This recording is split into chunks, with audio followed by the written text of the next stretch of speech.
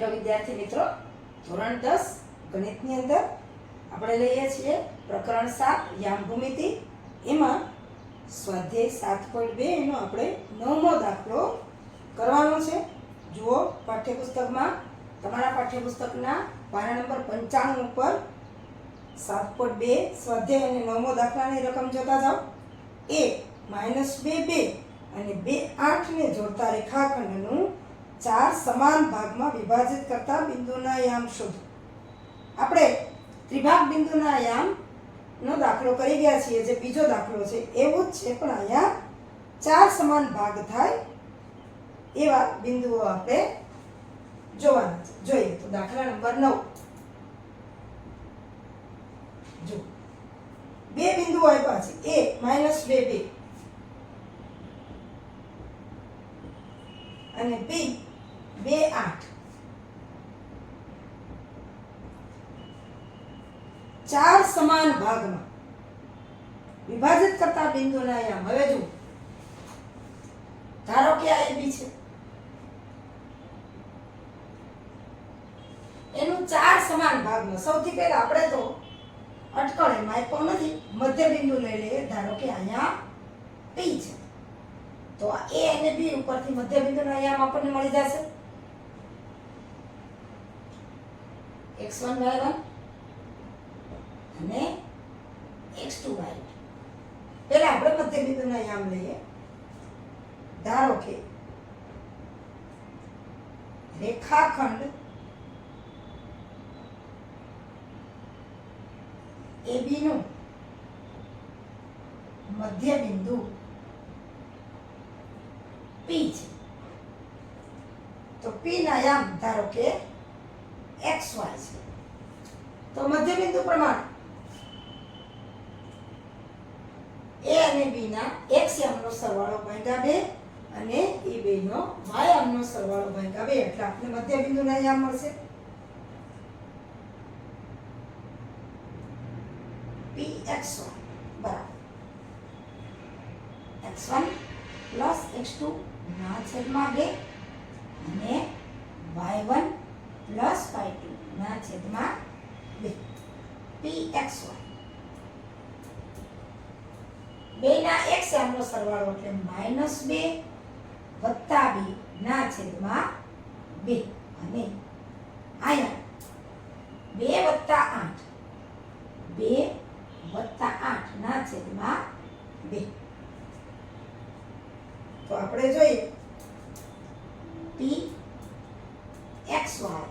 -2 + 2 એટલે 0 ના છેદમાં 2 અને 8 ને 2 10 ના છેદમાં 2. તો અહીંયા લઈએ આપણે Pxy 0 ના છેદમાં 2, કોઈ પણ 0 ના છેદમાં હોય એટલે 0 જ આવે, અને 10/2 એટલે આપણને ખબર છે કે 5. આ જો P બિંદુના યામ આવ્યા 0 5. P છે એ AB નું મધ્ય બિંદુ છે. હવે ધારો કે આપણે R લઈએ બિંદુ. ધારો કે બિંદુ આ એ P નું મધ્ય બિંદુ છે. R છે એ P નું મધ્ય બિંદુ છે, એટલે R ના યામ શોધવા માટે આની જેમ જ A નો x યામ વત્તા P નો x યામ છેદમાં 2 અને A નો y યામ વત્તા P નો y યામ છેદમાં 2. એટલે કે મધ્ય બિંદુ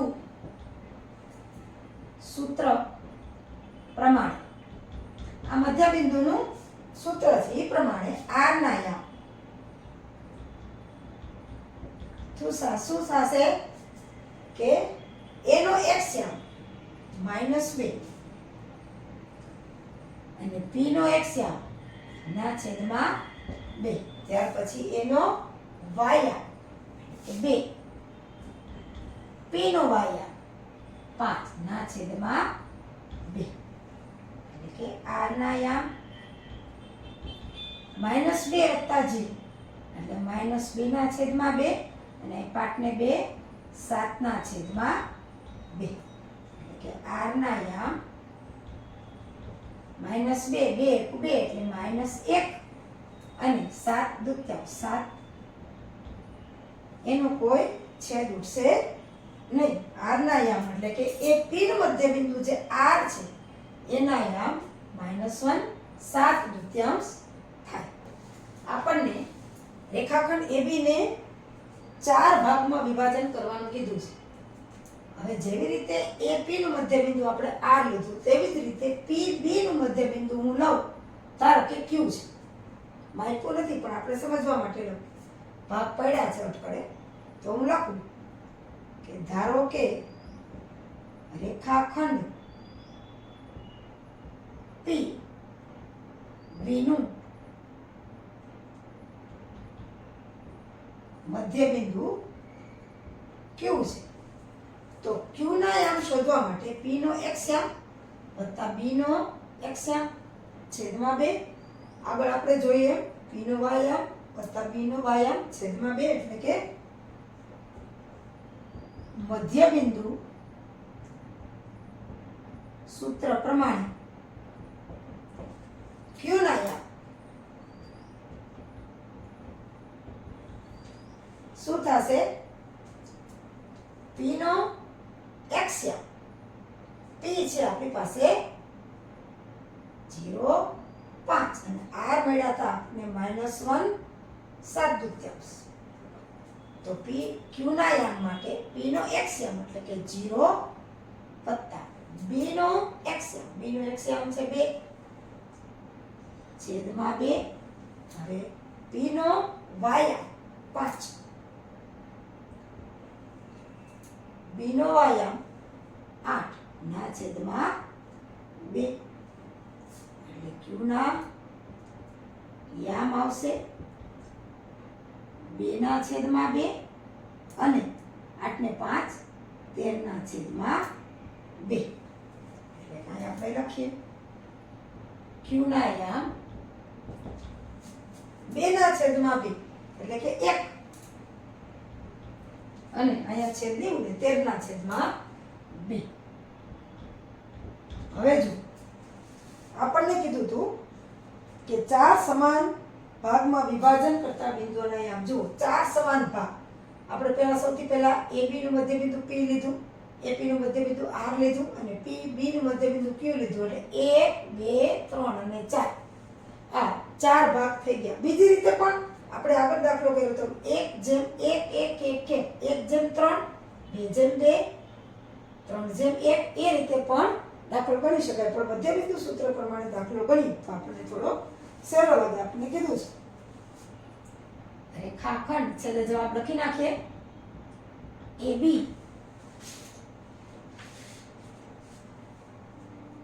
નું 4 સમાન ભાગમાં વિભાજન કરતા બિંદુઓના યામ પેલા લખવું પડે. આ Q આપણે એવા 1/2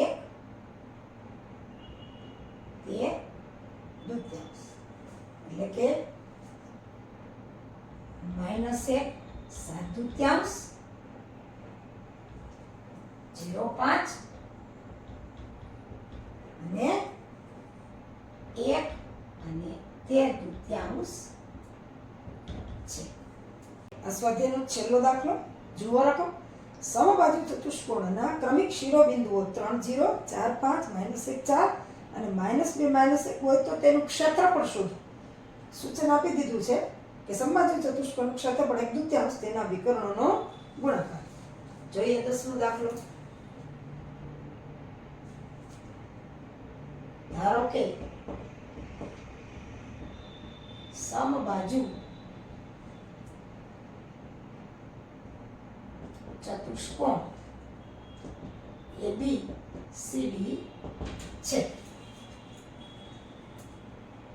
A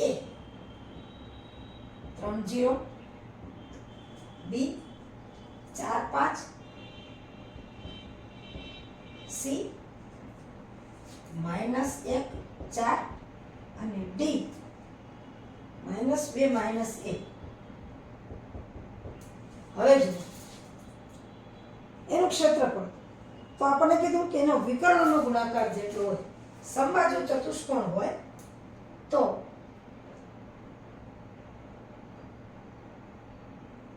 ABCD તો એના વિકર્ણો થશે BD અને S. આ જે ચતુષ્કોણ છે ABCD એના વિકર્ણો થશે AC અને BD.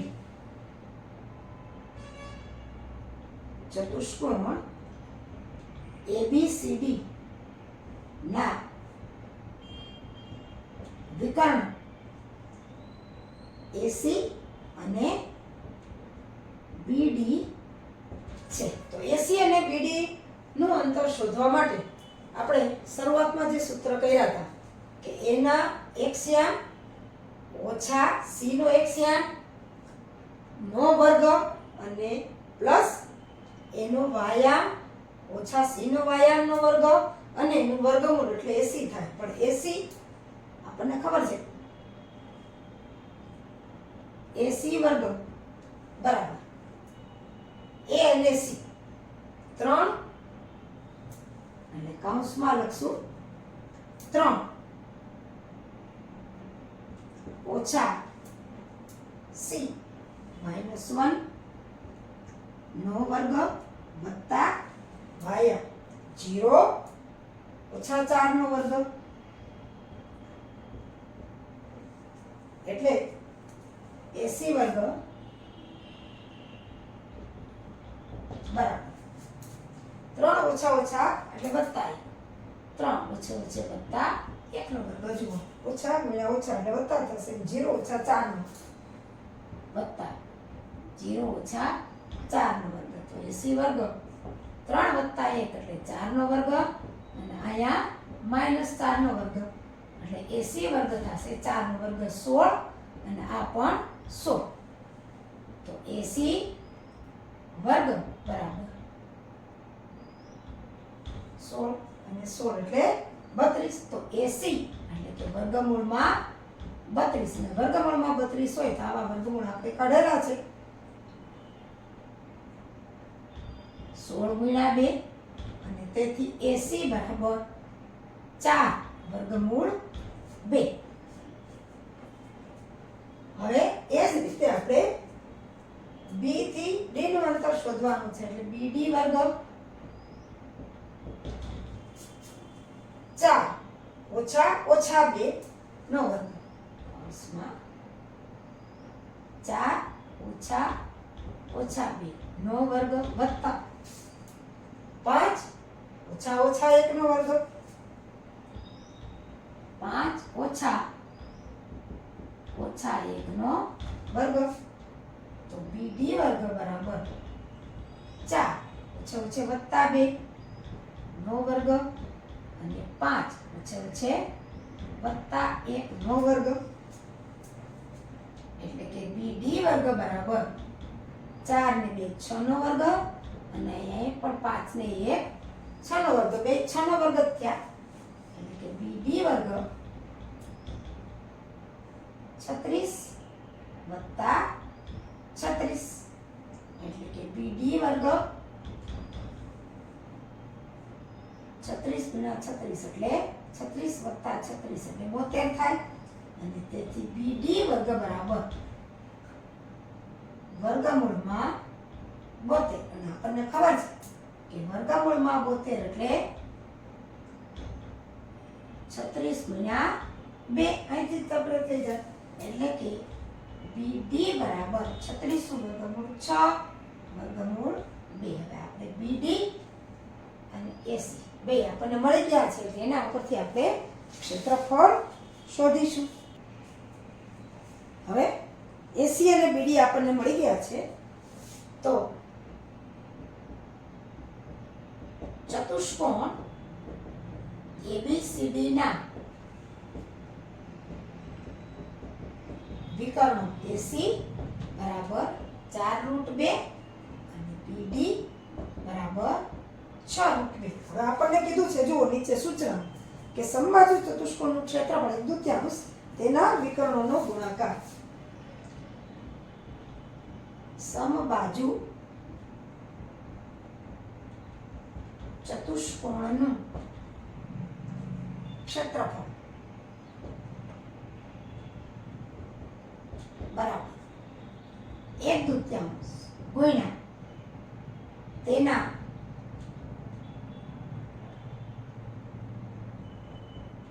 વિકર્ણોનો ગુણાકાર. આપણને રકમમાં જ આપી દીધું છે. એટલે કે ચતુષ્કોણ ABCD નું ક્ષેત્રફળ 1/2 ગુણ્યા વિકર્ણ AC ગુણ્યા BD. હવે આપણે એનો ગુણાકાર કરીએ. ચતુષ્કોણ ABCD નું ક્ષેત્રફળ બરાબર 1/2. AC ની કિંમત 4 વર્ગમૂળમાં 2 અને BD એટલે 6 વર્ગમૂળમાં 2. ચતુષ્કોણ ABCD નું ક્ષેત્રફળ બરાબર હવે 1/2. હવે જો 4 ગુણ્યા 6 એ પાછું લખું 4 વર્ગમૂળ 2 6 વર્ગમૂળ 2. હવે 1/2 ગુણ્યા 4 ગુણ્યા 6 એક વર્ગમૂળ 2 ને આપણે ભેગા લઈ લઈએ.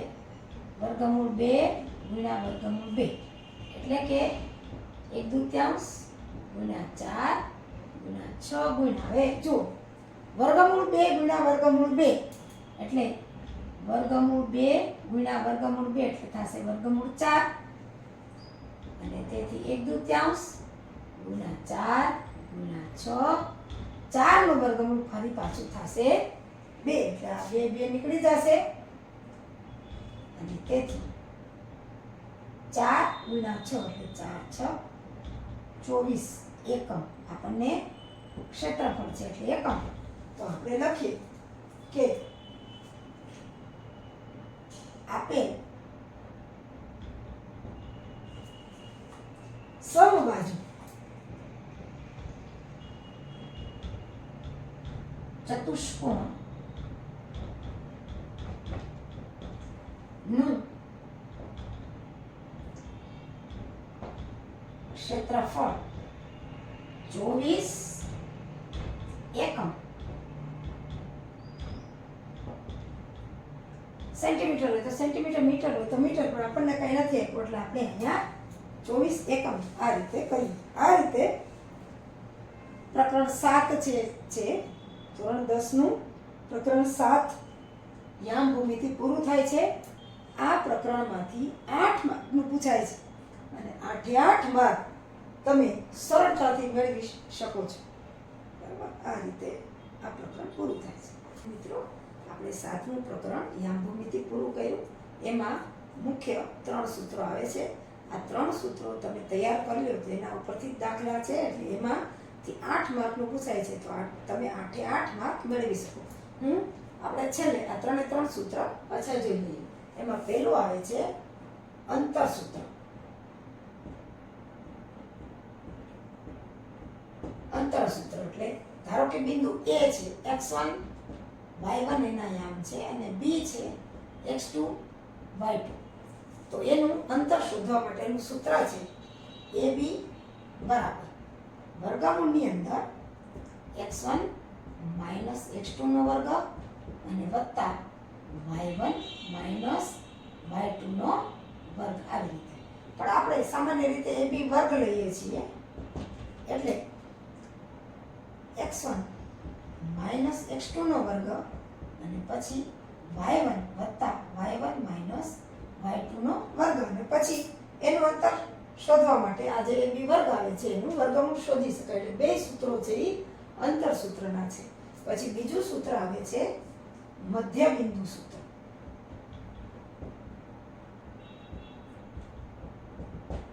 મધ્ય બિંદુ સૂત્રમાં ધારો કે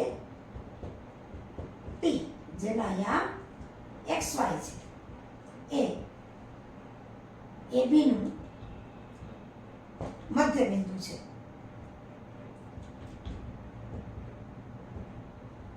તો એનું સૂત્ર A નું x યામ B નું x યામ બેનો સરવાળો છેદમાં 2 એનો y યામ B નો y યામ એનો સરવાળો છેદમાં 2 એટલે P XY બરાબર x1 વત્તા x2 ના છેદમાં 2 અને y1 પ્લસ y2 એના છેદમાં 2. એટલે આ રીતે મધ્ય બિંદુ આપણને મળી જાય. હવે ત્રીજું જે સૂત્ર છે એ વિભાજન સૂત્ર છે.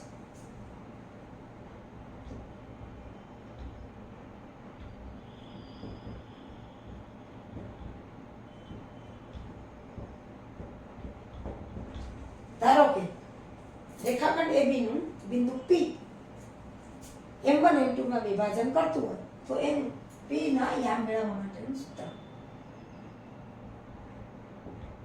બિંદુ P એ AB નું M1 જેમ M2 ના ગુણોત્તરમાં